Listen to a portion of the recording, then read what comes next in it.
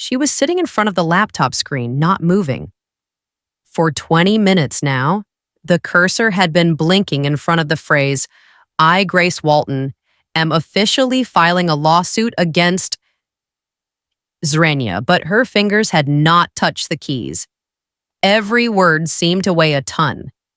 There was more to this offer than a paper formality. It was a challenge. Grace is a 54-year-old woman, an accountant with 20 years of experience, the mother of 3 grown children, and the granddaughter of a great-grandmother who was once not allowed into the church through the main entrance. She wasn't looking for noise. She wasn't a hero. But since she was fired for restructuring, after she pointed out racial inequality in the distribution of bonuses, she could no longer remain silent. Her eyes were tired of the light from the screen, but everything inside was throbbing. She remembered walking past Jones's office on her last day of work, a young white employee who'd been hired just a year ago and promoted in 3 months. He didn't look her in the eye. No one was watching. The team in which she worked for almost a quarter of a century has turned into empty corridors and closed doors. She was not given a farewell letter. There was no farewell dinner. They didn't wish me luck. HR called it a clean layoff, but she knew the smell was different. It was as old as the system itself, the smell of fear of those who tell the truth. She didn't go to a lawyer right away. At first, there were weeks of silence, insomnia, in which she scrolled through, maybe it's me, maybe I was really superfluous, older, louder. But then she saw the report, accidentally left on the printer, a copy of which she made. Table, last names, bonuses. All white employees receive from 15 to 35% bonus. 3 blacks, 0. And then she printed out this report. And I put it in a folder. And then there are more letters, internal correspondence where she raises questions too sharply, oversteps boundaries, and can undermine team spirit. And now the file is open. The claim is filled out. All that remains is to click send. She pressed it. The confirmation email arrived a minute later. Your appeal has been registered in the Judicial District Number 7 system. She read it 10 times. No emotions, no apologies. Just a fact. The car of justice started moving. The next day, she received a call from the law firm where she filed the lawsuit. A young lawyer with a hoarse voice introduced himself as Noah. He didn't become verbose. "We're with you, Mrs. Walton. It's not going to be easy. They're big, very." She grinned. "I'm old. And I was very tired of being silent." He laughed, sincerely. And there was no doubt in that laugh. The following weeks were like a marathon. She recalled dates, collected documents, found old screenshots of correspondence, pulled out from memory every remark, every glance, every disregard at meetings. The lawyers asked for details, and she did. Not because she wanted revenge, but because she wanted to be heard. Then came the day when she got her first call from the TV channel. They offered an interview. She refused. While. But the news has already spread. The neighbors were whispering. Friends wrote, "Are you sure?" One former colleague sent a smiley face, lonely without words, and one of them called. "Grace, I know you're not lying. I've seen the chart. But if I testify, I'll be fired. I'm not asking you to talk. But when it all starts, just don't hide." He paused, then he said, "I'll think about it." And he passed out. A week later, the first letter arrived from the corporation's lawyers. They denied everything. They offered a settlement, a modest sum, and an obligation to sign a non-disclosure agreement. Noah forwarded the document to her. Grace read it in silence. There is no confession, just the desire to erase her voice from the paper. She refused. Without pathos, she just wrote, "Number. I want them to answer, not in front of me, before the law." From that moment on, she became the plaintiff, not just fired, not just offended, and the one who says, "Enough is enough." And the court set a date for the hearing. In 4 months. The judge is a woman. The name is familiar. When she found him on the internet, she saw a picture. An African-American woman, older, with a straight back and eyes that saw a lot. And that evening, for the first time in a long time, Grace allowed herself to cry. Not from the pain, from the feeling that she can still believe that justice is not a myth. The next morning, she woke up earlier than usual. The sun has not risen yet. The kitchen smelled of coffee and morning determination. She opened an old shoebox containing photos from a corporate party from 10 years ago. One shows her smiling with her boss, who will later say that she creates tension in the team. Back then, they both held the cup for the best team in the department. She pulled out the photo and put it in a folder with documents. Not out of nostalgia, and as a reminder, she wasn't anyone. She was a part of it. And she wasn't deleted because she got worse, but because I reminded you there is one. At breakfast, she wrote in her diary, "I'm not going to court for compensation. I'm going to make my voice sound full length for once in my life." She's going to wear her best dress. He will put the documents in order. He won't speak loudly, but he will speak clearly. And if she is not heard again, she will know that she has spoken. This is not how revenge begins. And recovery. And the path that opens will not be easy. But he will be hers. The first hearing was scheduled for 2 p.m. The courtroom was located in an old building with columns, where every step seemed to echo former destinies. Grace was half an hour early, not out of fear, out of respect, to myself, to the moment, to the fact that now it was impossible to rewind. She was wearing a blue dress and a black jacket, the same combination she had been interviewed in 20 years ago. But now her shoes were slightly chafing, and her heart was not beating in unison with her breathing. He holds a thin leather folder in his hands. Inside is everything she has left: copies of letters, bonus tables, extracts from corporate mail, photos, notes. Her story. When she entered the hall, it was cool and quiet. The rows of benches for the audience were almost empty. There was a girl sitting in the corner with her legs crossed, an intern apparently. A man in a gray suit was standing by the window, a corporate lawyer. Young, clean-shaven, confident. He wasn't looking at her. The judge came in.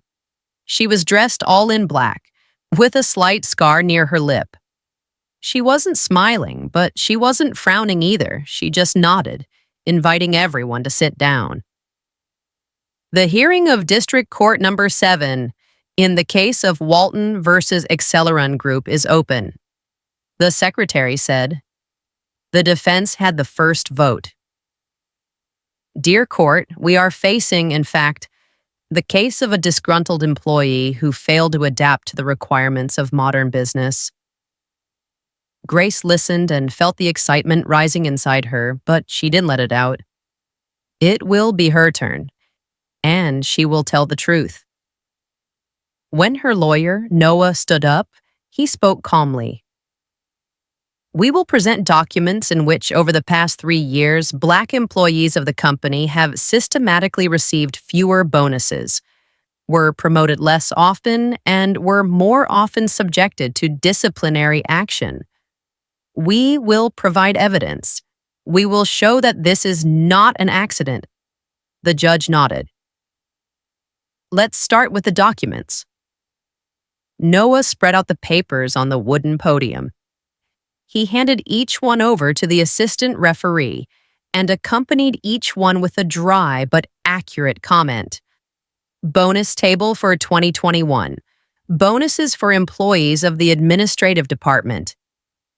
An email in which Ms. Walton addresses the management with a question about the transparency of charges. An answer in which she is advised not to raise issues related to racial sensitivity so as not to violate the atmosphere of trust. The judge was flipping through the pages, making notes.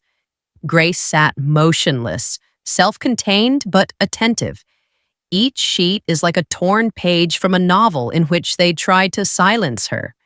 The corporation's lawyer objected. He tried to belittle the importance of the data, referring to corporate strategy, individual KPIs, and discretionary management decisions. But when the projector was turned on in the hall and a diagram was displayed on the screen, everything became clearer. The blue columns represent the white employees. Reds are blacks. The gap is like a chasm. It's just a visualization. The corporation's lawyer intervened. And visualizing a lie is already the truth, Noah said calmly. The judge did not comment. She just asked me to continue. On the third day of the hearing, Grace was called as a witness.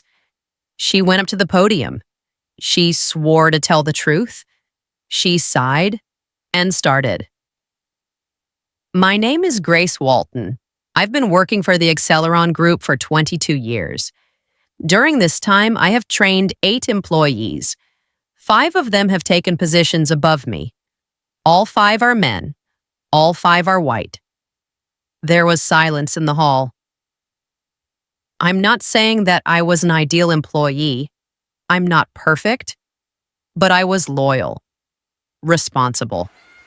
And I didn't deserve to be handed an envelope on the day of my dismissal and refused to say goodbye. She showed a copy of the internal correspondence, where her complaint was discussed as a source of reputational risk. I'm not the problem. The problem is the silence that grows into a system. And the system kills. Someone in the audience exhaled loudly. The judge took one look, then turned back to Grace. Do you have anything else to add? Just one thing. I didn't file a lawsuit for the money. I submitted it so that other women, black women, older, quiet, would know that they were visible. You can hear them, and they can resist. The trial was postponed until next week. But even as they walked up the steps to the exit, one of the young guards whispered, "Thank you, Mrs. Walton. My mom, she's too...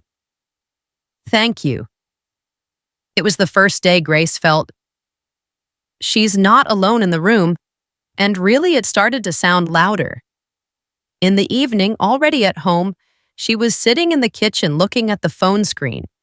The messages came one after another, from former colleagues, classmates, even from strangers. You were incredible. My sister went through the same thing. Thank you for saying that. I can't do it yet. She didn't answer. I was just reading. One thing after another, some of them. Twice. There was more to everyone than support. These were fragments of a shared experience. Hushed up, crushed, but alive. It was late when Noah called. You changed something today. Even if the court refuses, it will not disappear. People see it. I don't want it to be just about me, she replied softly. Not only that, it already belongs to those who have seen themselves in you. She smiled, tired but deep. Then let them hear, until the end. She opened her notebook where she wrote down every step. There's a headline. Judgment Day 1. Below is the line, just to live. Now she's finished. I lived to see it, she told me. The next page was empty, but not inside her. There was something new inside. Solid. Not anger, not fear, and clarity. She knew it was going to get even harder. There will be interrogations.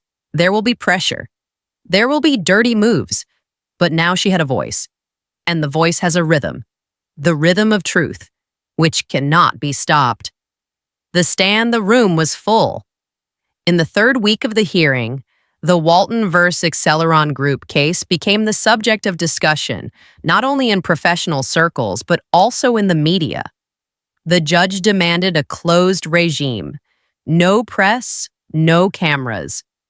But there were law students, representatives of human rights organizations, and observers in the hall. It was the first time Grace had seen the line at the entrance to the courthouse. People didn't come out of curiosity. They came as if to a mirror. Every story told under oath seemed to highlight hidden cracks in the familiar system. This time, her former manager was called to the podium. A white man in his mid-40s with a soft grin and an expensive watch. He spoke with a slight condescension. Grace was a strong specialist, but at times she was too direct. Our corporate culture presupposes flexibility and adaptation. Sometimes she took the adjustment as a personal insult. Noah's lawyer clarified. Did the adjustments include, for example, ignoring her initiatives and refusing to include her in key meetings? No. The manager quickly intervened. We tried to distribute the participation evenly. Then why hasn't it been included in any budget planning for 2 years? Pause.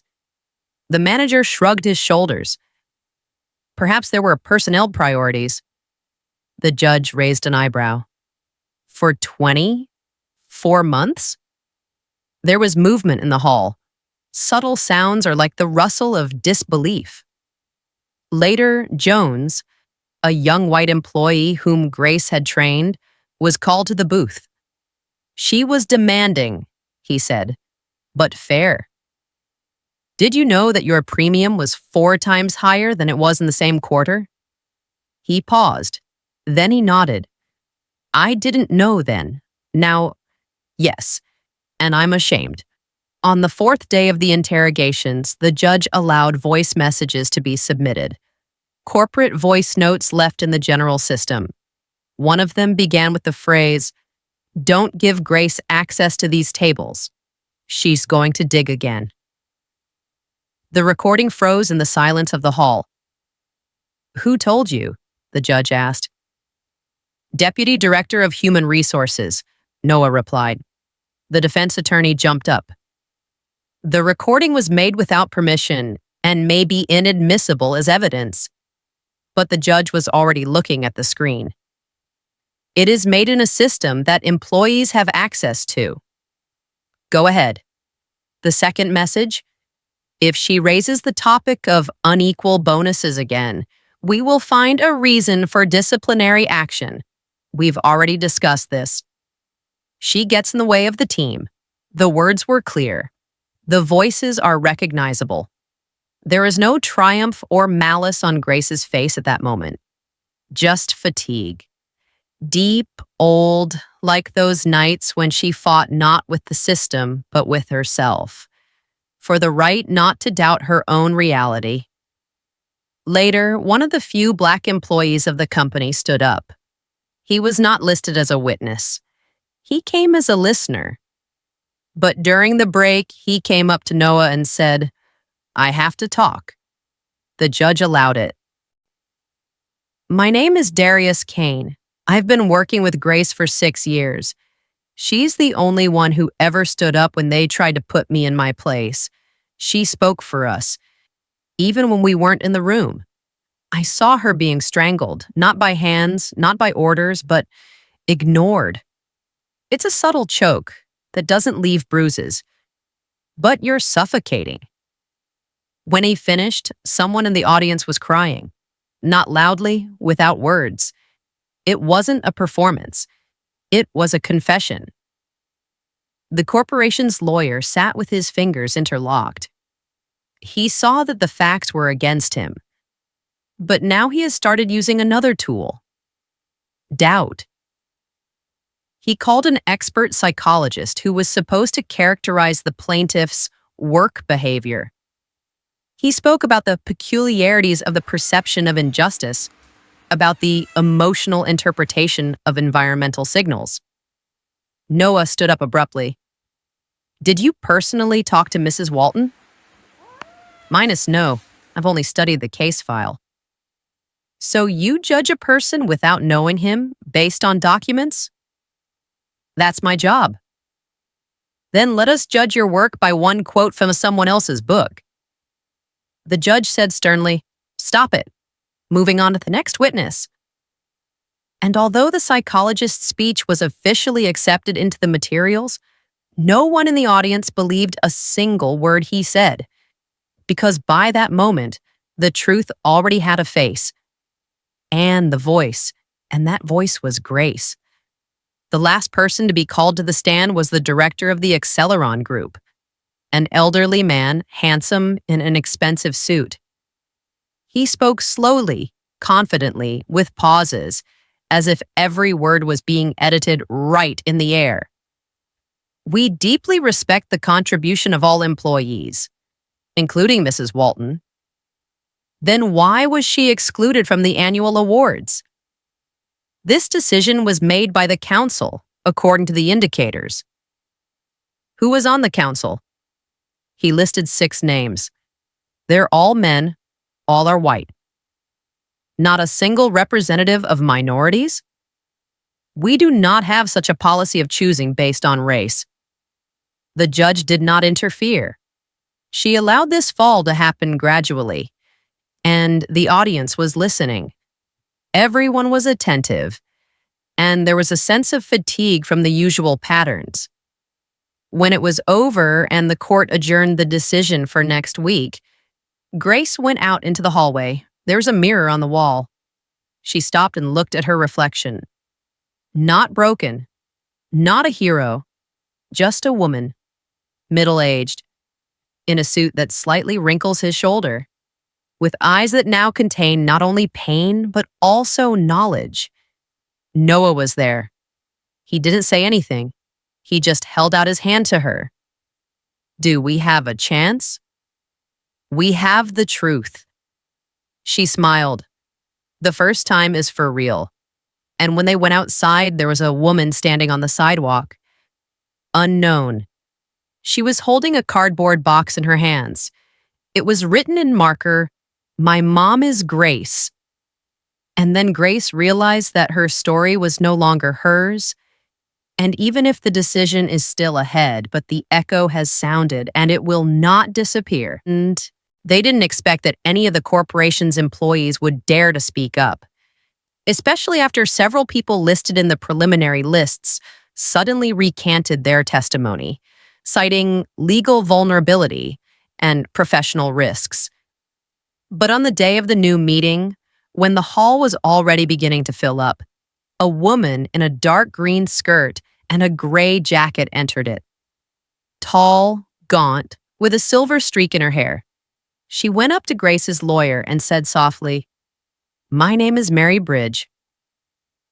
I was the deputy head of the finance department until last May. I'm ready to talk. It was unexpected. Noah quickly filled out the paperwork. The judge clarified the status. The witness was admitted. Ms. Bridge, did you leave the company voluntarily? Minus no. I was fired when I refused to participate in the review of awards with a return date.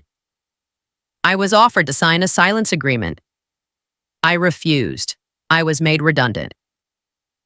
What can you say about the Grace Walton case? She was telling the truth. I saw those tables myself. I sent 3 requests to the HR department, asking them to explain the discrepancy in payments. I didn't get any answers. And the day after the last request, I was fired. Grace was sitting with her back straight at that moment, but her fingers gripped the edge of the bench. She remembered Mary.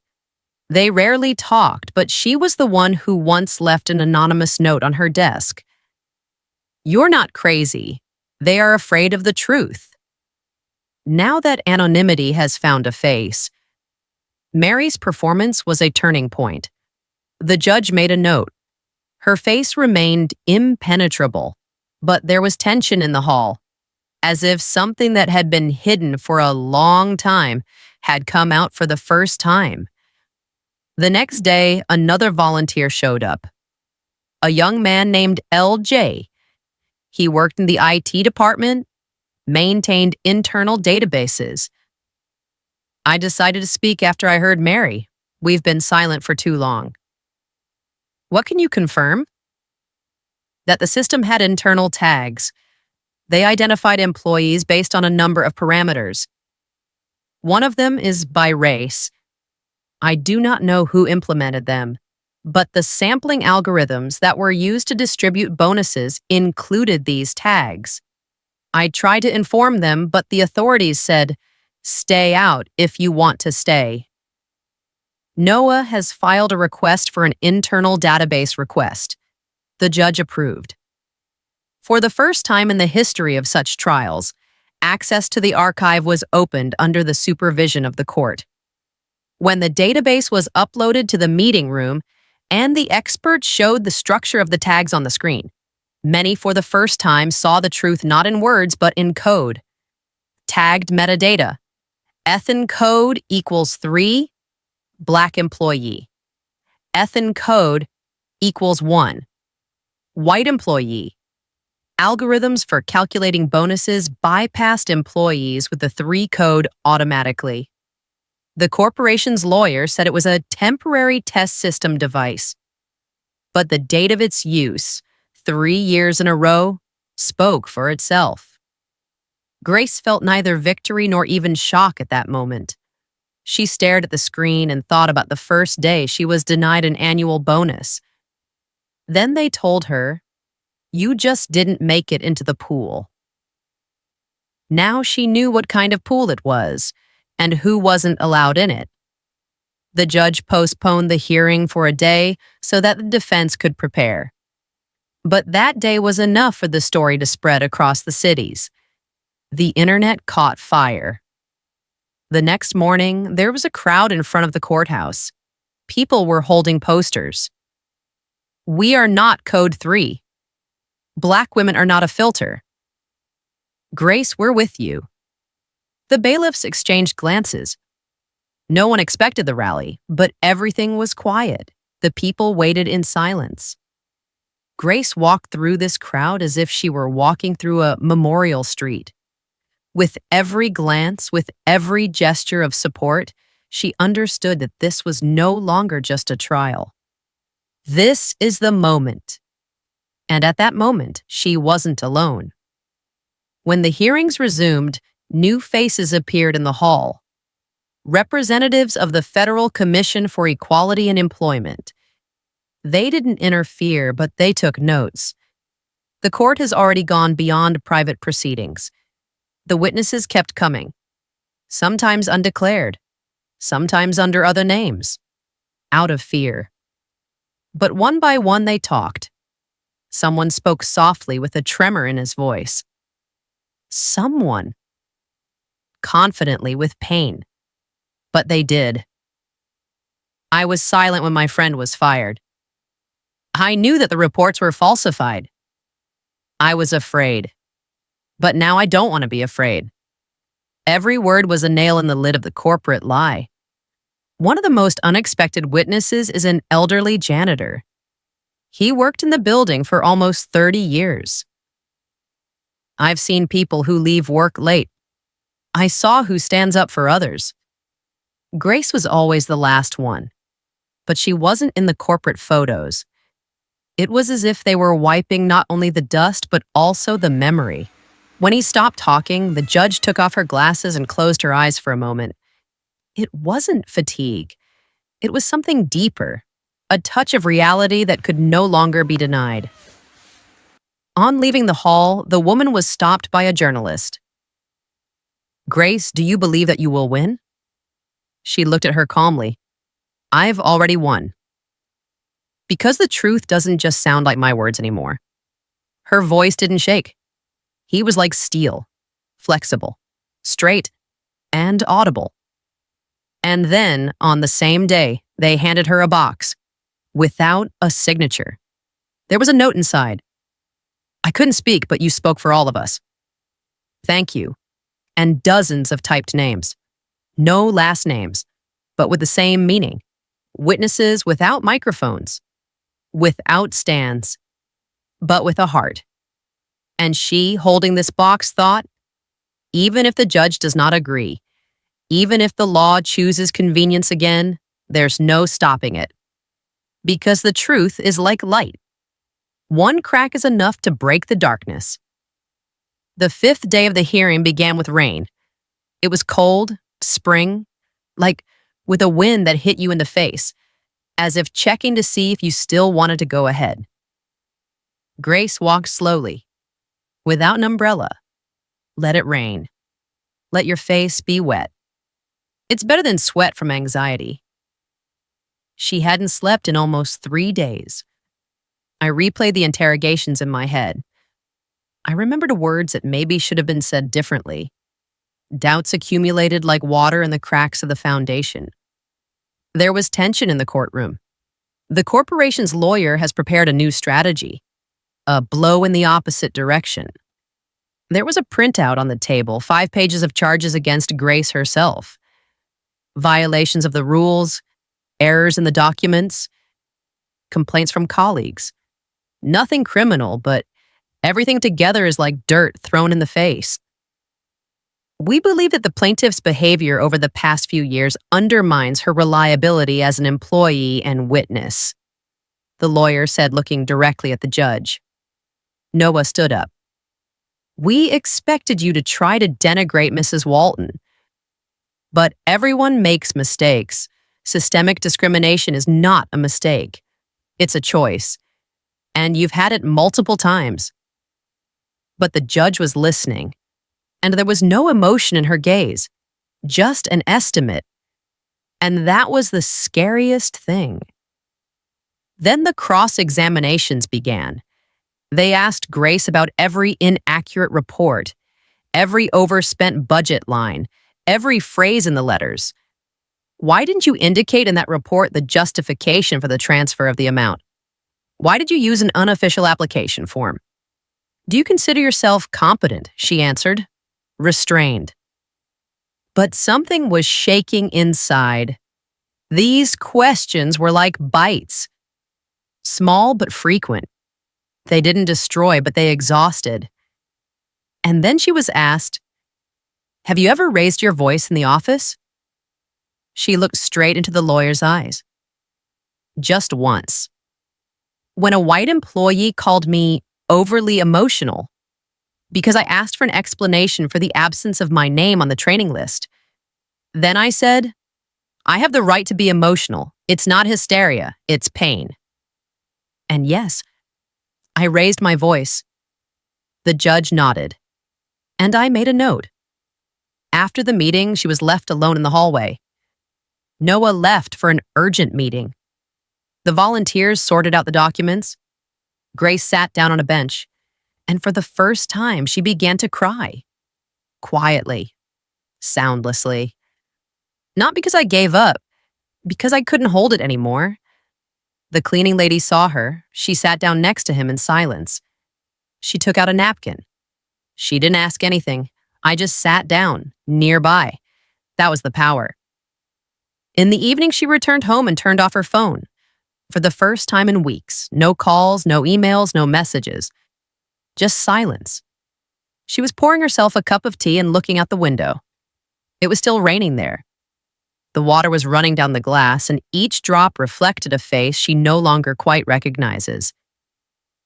Grace was thinking, and if it's all for nothing? And if the truth doesn't win? Should the court choose comfort over justice? She wasn't afraid of losing money. I wasn't even afraid to lose my respect. She was afraid that everything would go back to how it was, that the wall would be painted again, but not destroyed. At night, she dreamed of the courtroom. Empty.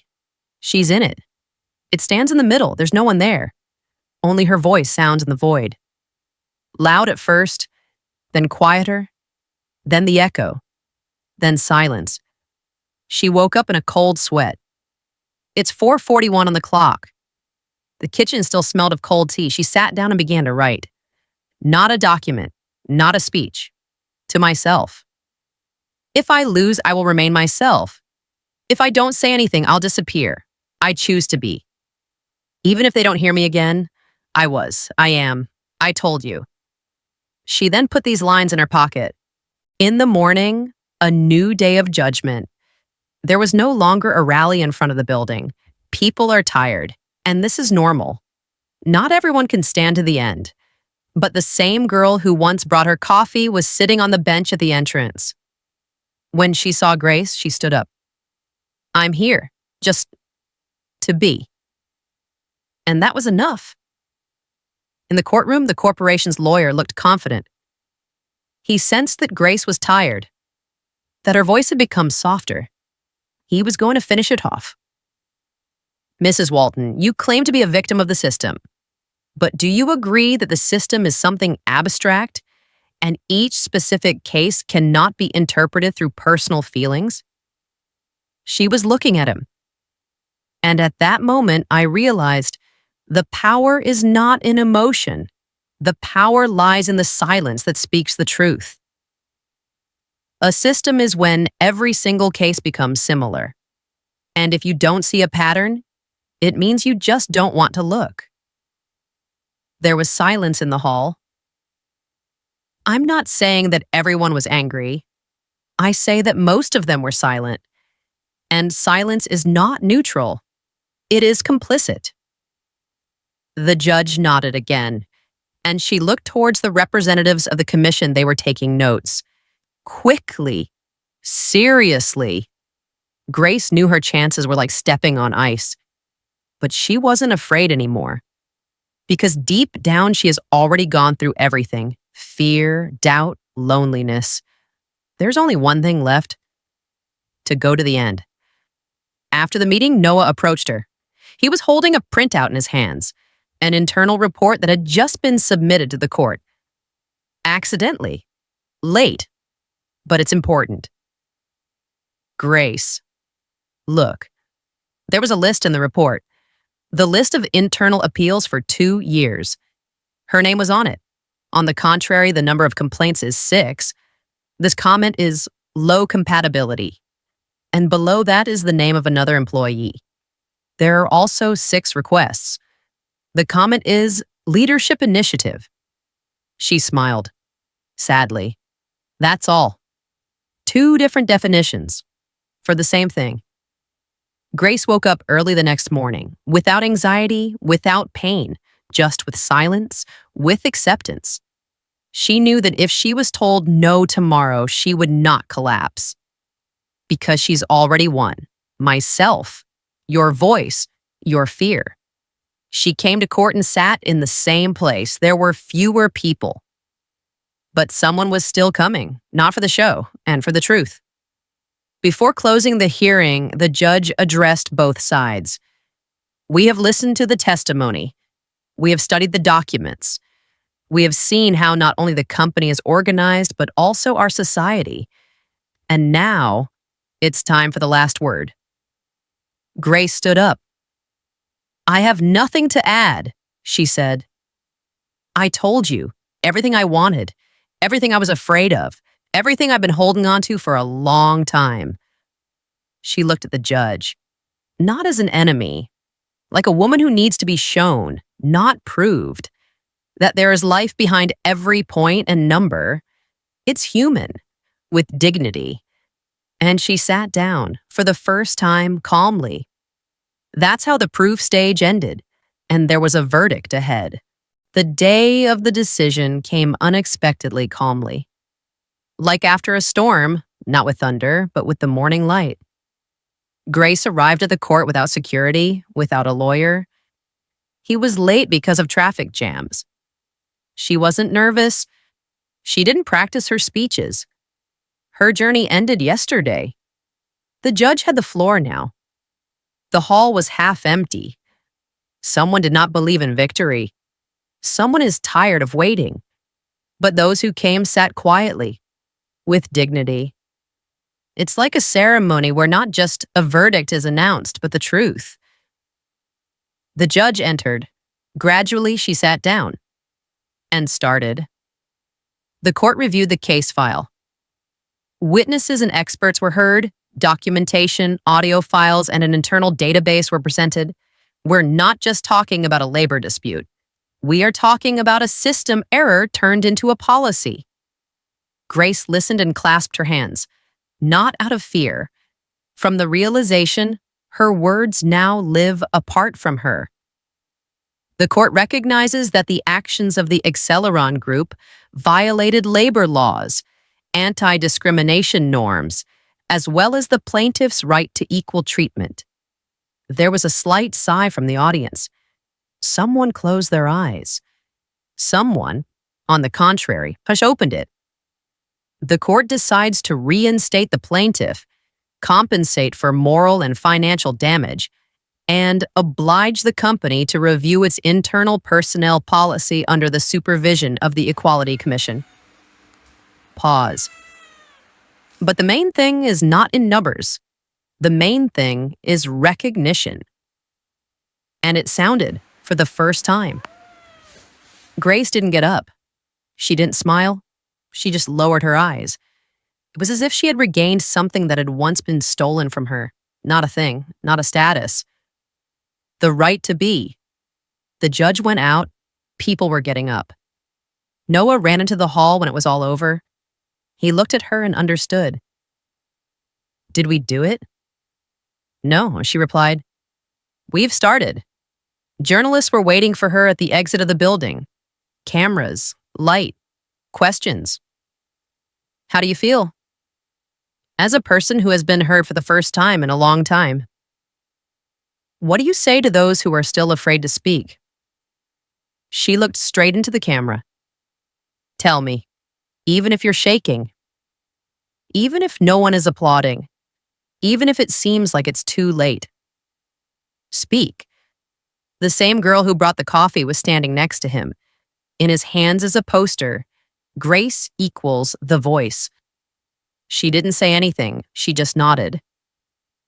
The next day, an article about the case appeared in the main news of the country.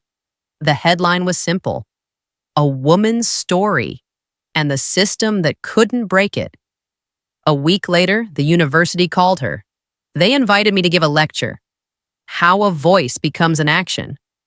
She refused at first. Then she agreed. There were students in the hall, the young ones, scared. They're brave. She wasn't talking about the trial, about me, about how over and over again I chose not to be comfortable, but to be real. At the end, one young man asked, "Have you forgiven?" She stopped talking. I thought about it. I forgive when I hear apologies. So far, there have been none. But I don't hold a grudge. I'm just not silent anymore. She was applauded. Not as a hero, like yourself, because they saw themselves in it. Then there were interviews, invitations, new projects. She created a fund to support women who have suffered discrimination at work. In the first month, more than 500 applications were received. But for all that, she was still herself. I bought bread at the same store. I rode on the same bus. I was sitting in the same kitchen. And sometimes I still woke up at night from the same dream. The court is empty. Silence. Only now, in this dream, her voice wouldn't stop. It sounded. Until the end. She hadn't planned anything special for the anniversary of the trial, but friends arranged a small evening, no ties, without pathos. Those who were with her were sitting at the table, who heard, who spoke, who was silent but nearby.